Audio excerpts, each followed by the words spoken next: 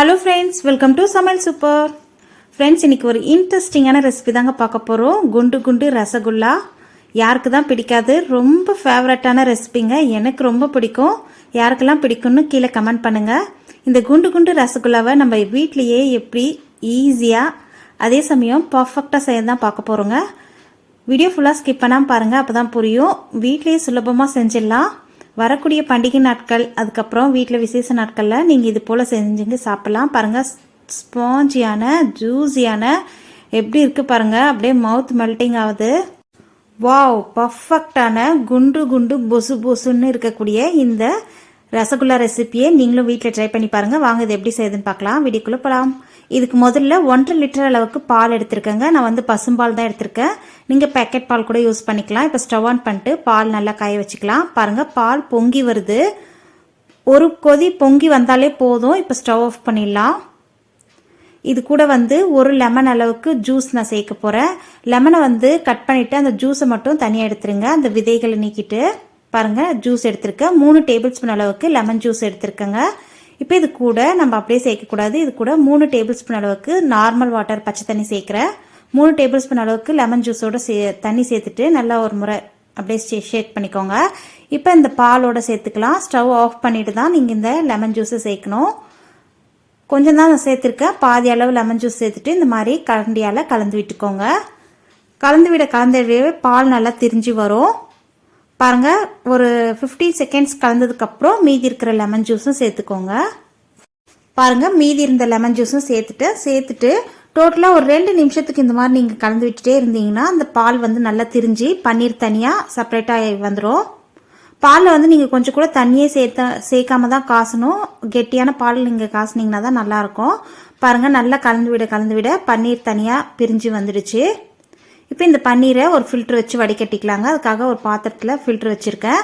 அதுக்கு மேலே ஒரு ஒயிட் காட்டன் கிளாத் வச்சுட்டோன்னா அது நம்ம வடிகட்டினோன்னா கீழே தண்ணி தனியாக போயிடும். மேலே வந்து பன்னீர் தனியாக நின்றுடும். நம்ம லெமன் ஜூஸ் பாலில் சேர்க்கும் போது நான் சொன்ன மாதிரி ஸ்டவ் ஆஃப் பண்ணிவிட்டு லெமன் ஜூஸை சேர்த்துக்கோங்க. அப்போ தான் பன்னீர் வந்து சாஃப்டாக இருக்கும். ஸ்டவ் ஆனில் இருக்கும்போதே லெமன் ஜூஸ் சேர்த்திங்கனாக்கா பன்னீர் வந்து ஹார்ட் ஆகிடுங்க.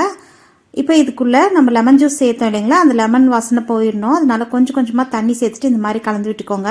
பன்னீர் நல்லா அலசிக்க போகிறோம். தண்ணி ஊற்றிட்டிங்கன்னா அந்த லெமன் ஸ்மெல் எல்லாம் போயிடும். நல்லா அலசியாச்சு. இப்போ இதை துணியை நல்லா டைட் பண்ணிக்கோங்க. டைட் பண்ணிவிட்டு ஒரு முறை நல்லா ரோல் பண்ணி விட்டுருங்க. அந்த எக்ஸஸாக இருக்கிற தண்ணியெல்லாம் நல்லா வடிஞ்சிடும். இந்த மாதிரி நல்லா பிழிஞ்சு விட்டுக்கோங்க. நல்லா பிழிஞ்சதுக்கப்புறம் ஒரு நல்லா டைட்டாக முறுக்கிட்டு இதுக்கு மேலே ஒரு வெயிட்டான பொருள் ஏதாவது வச்சிடலாம். நான் வந்து இடிக்கல் வைக்கிறேன். அவ்வளோதாங்க. இது அப்படியே ஒரு 1/2 hour அப்படியே இருக்கட்டும். நல்லா தண்ணி வடிஞ்சிடும். பாருங்கள், 1/2 hour ஆயிடுச்சு. இதில் இருக்கிற எக்ஸஸ் தண்ணியெல்லாம் வடிஞ்சிட்ருக்கும். இப்போ ஓப்பன் பண்ணி பார்த்தோன்னா பாருங்கள், பன்னீர் சூப்பராக வந்திருக்கு. இப்போ இது ஒரு பிளேட்டில் மாற்றிக்கலாம். மாற்றிட்டு எவ்வளோ சாஃப்டாக வந்திருக்கு பாருங்கள். ரொம்ப சூப்பராக இருக்குது. இது நல்லா இந்த மாதிரி பிசைஞ்சு விட்டுக்கலாங்க. ஒரு முறை நல்லா இந்த மாதிரி ஒரு 5 நிமிஷத்துக்கு நல்லா பிசைஞ்சுக்கோங்க. 5 நிமிஷம் ஆனதுக்கப்புறம் இதுக்குள்ளே 2 டேபிள் ஸ்பூன் அளவுக்கு கார்ன்ஃப்ளவர் மாவு சேர்க்குறேன். கார்ன்ஃப்ளவர் மாவு சேர்க்கறதுனால அது நல்லா பைண்டிங்காக நம்ம ஜீராவில் போட்டு கொதிக்க வைப்போம் இல்லைங்களா, அப்போது உடஞ்சி போகாமல் இருக்கும். சேர்த்துட்டு நல்லா இந்த மாதிரி கையில் அடிக்கையில் நல்லா போட்டு இந்த மாதிரி பிசைஞ்சுக்கோங்க. சாஃப்டாகிடணும். அப்போ தான் நம்ம பன்னீர் உருட்டும் போது பால்ஸ் நல்லா ரவுண்டாக வரும். அதனால் ஒரு 10லேருந்து 15 நிமிஷத்துக்கு நல்லா பிசைஞ்சிக்கோங்க. பாருங்கள், நல்லா பிசைஞ்சு எல்லாம் உருண்டு திரண்டு வந்துடுச்சு. இப்போ வந்து உருட்டிக்கலாம். பால்ஸ் மாதிரி கொஞ்சம் சின்ன சின்னதாகவே உருட்டிக்கோங்க. ஏன்னா இது வெந்து வரும்போது டபுள் மடங்காகும். அதனால் உங்களுக்கு எந்த ஷேப் வேணுமோ அந்த ஷேப்புக்கு நீங்கள் உருட்டிக்கோங்க. ரவுண்டாக வேணுனாலும் ரவுண்டாக உருட்டிக்கலாம், இல்லை சிலிண்டர் ஷேப் கூட உருட்டிக்கோங்க. இந்த மாதிரி நல்லா உள்ளங்கையில் வச்சு நல்லா ஸ்மூத்தாக உருட்டி எடுத்துக்கோங்க. உங்களுக்கு கிராக்கே வராது. சாஃப்டாக எவ்வளோ சூப்பராக கிராக் வராமல் சூப்பராக வந்திருக்கு பாருங்கள். இந்த மாதிரி ஸ்மூத்தாக உருட்டிக்கோங்க. நான் கையில் எதுவும் ஆயில் எதுவும் அப்ளை பண்ணுறேங்க. நார்மலாக கையில் தான் உருட்டிட்டு இருக்கேன். சேம் அதே மெத்தடில் எல்லாத்தையும் உருட்டிக்கோங்க. ஃபஸ்ட்டு எடுத்து உருட்டும் போது நல்லா ப்ரெஸ்அப் பண்ணி உருட்டினீங்கனாவே நல்லா ரவுண்ட் ஷேப்புக்கு வந்துடும். ஃப்ரெண்ட்ஸ், நம்ம சேனலில் ஏற்கனவே 100% பர்ஃபெக்டான காலா ஜாமுன் எப்படி செய்யுதுன்னு வீடியோ அப்லோட் பண்ணியிருக்கேங்க. அந்த வீடியோவோட லிங்க் வேணால் இந்த வீடியோக்குள்ளே டிஸ்கிரிப்ஷன் பாக்ஸில் கொடுக்குறேன். கண்டிப்பாக செக் பண்ணிவிட்டு அதையும் மிஸ் பண்ணாமல் செஞ்சு பாருங்கள். ரொம்பவே பர்ஃபெக்டாக வரும். நீங்கள் இனி ஜாமுன் காலா ஜாமுன் கடையில் போய் வாங்கவே மாட்டீங்க, வீட்லேயே செஞ்சுருவீங்க. பாருங்கள் ரவுண்ட்ஸ் பால்ஸ் எல்லாம் உருட்டியாச்சு. எல்லா பால்ஸும் உருட்டிட்டு காமிக்கிறேன் உங்களுக்கு. எல்லா பால்ஸும் உருட்டியாச்சு பாருங்கள். டோட்டலாக 1.5 லிட்டர் பாலுக்கு 20 பால்ஸ் வந்திருக்கு. இப்போ இதை ஜீராவில் நம்ம கொதிக்க வச்சுக்கலாம். அதுக்காக 1 கப் அளவுக்கு சர்க்கரை எடுத்திருக்கேன். 1 கப் சர்க்கரைக்கு 4 கப் அளவுக்கு தண்ணி சேர்த்துக்கோங்க. எந்த கப்பில் நீங்கள் சர்க்கரை எடுக்கிறீங்களோ அதே கப்பில் 4 கப் அளவுக்கு தண்ணி சேர்த்துக்கோங்க, சரியாக இருக்கும். இப்போ தண்ணி சேர்த்துட்டு நான் வந்து மெஷரிங் கப்பில் 1 கப் அளவுக்கு சுகர் சேர்த்துருக்கேன். இப்போ தண்ணி சேர்த்துட்டு நல்லா இந்த மாதிரி கரண்டியில் கலந்து விட்டுருங்க. மீடியம் டு ஹை ஃப்ளேமில் வச்சுட்டு கலந்து விட்டுட்டே இருக்கலாம். இதில் 1/4 டீஸ்பூன் அளவுக்கு ஏலக்காய் தூள் சேர்த்துருக்கேன். அது வந்து ஆப்ஷனல் தான், உங்களுக்கு வேணும்னா சேர்த்துக்கோங்க, இல்லை ஸ்கிப் பண்ணிக்கலாம். இப்போ ரெடி பண்ணி வச்சுருக்க பால்ஸை ஒன்று ஒன்றா சேர்த்துக்கலாம். தண்ணி பாருங்கள் இந்த அளவுக்கு கொதிக்க ஆரம்பிச்சதுக்கப்புறம் ஒவ்வொரு பால்ஸாக இந்த மாதிரி சேர்த்துக்கலாம். ஒவ்வொரு பால்ஸாக சேர்த்துட்டு உடனே கரண்டியால் போட்டு கலந்து விட்டுறாதீங்க. அதை அப்படியே ஒரு 2-3 நிமிஷத்துக்கு கொதிக்கட்டும்.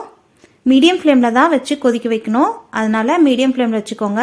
டோட்டலாக இது 1/2 hour ஆகும் குக் ஆகிறதுக்கு. ஃபஸ்ட்டு 15 நிமிஷம் மூடி வைக்கலாம். மீடியம் ஃப்ளேமில் வச்சுட்டு மூடி வச்சாச்சு பாருங்கள். ஃபஸ்ட்டு 15 நிமிஷம் ஆயிடுச்சு. ஓப்பன் பண்ணி பார்த்தோன்னா பாருங்கள் எவ்வளோ சூப்பராக அப்படியே டபுள் மடங்காக இருக்குது. வாவ், ஸ்பாஞ்சியாக அவ்வளோ சூப்பராக வந்திருக்கு பாருங்கள். சான்ஸே இல்லை. கண்டிப்பாக நீங்கள் இந்த ரெசிப்பியை மிஸ் பண்ணாமல் வீட்டில் செஞ்சு பாருங்கள் ஃப்ரெண்ட்ஸ், அவ்வளோ சூப்பராக வரும். இப்போ எல்லாத்தையும் இந்த மாதிரி ஒரு முறை திருப்பி விட்டுக்கலாம். ஒன்று கூட உடையாமல் எவ்வளோ சூப்பராக வந்திருக்கு பாருங்கள். அடுத்து 15 நிமிஷத்துக்கு திரும்பி மூடி போட்டு விட்டுடலாம். பாருங்கள் அடுத்து 15 நிமிஷம் ஆயிடுச்சு. பர்ஃபெக்டாக ரெடி ஆகிடுச்சு. எல்லாம் நம்ம சேர்த்து அந்த சக்கரை பாகெல்லாம் சுண்டி எவ்வளோ சூப்பராக வந்திருக்கு பாருங்கள். இப்போ வந்து ஸ்டவ் ஆஃப் பண்ணிடலாம். ஸ்டவ் ஆஃப் பண்ணிவிட்டு பார்த்திங்கனாவே தெரியும் எவ்வளோ ஸ்பாஞ்சியாக சூப்பராக வந்திருக்கு பாருங்கள். கம்ப்ளீட்டாக இது நல்லா ஆற விட்டுருங்க. ஆறுனதுக்கப்புறம் நீங்கள் வேணும்னா ஃப்ரிட்ஜில் வச்சுருந்து சில் பண்ணி கூல் பண்ணி கூட சாப்பிட்லாம், அப்படி இல்லைன்னா அப்படியே கூட சாப்பிட்லாம். பாருங்கள் நல்லா ஆறி இருக்குது. நான் வந்து இப்போ உங்களுக்கு ஒரு 2 hours காமிக்கிறேன். ஒரு சர்விங் பவுலில் மாற்றிக்கலாம். இது வந்து ஓவர் நைட்டு நீங்கள் ஊற வச்சுட்டு மறுநாள் சாப்பிட்டிங்கன்னா ரொம்பவே சூப்பராக ஜூஸியாக நல்லாயிருக்கும். மேலே இருக்கிற ஜீராவும் சேர்த்துட்டு வாவ், பர்ஃபெக்டான ரசகுல்லா ரெடி ஆகிடுச்சு பாருங்கள். கட் பண்ணி காமிக்கிறேன்.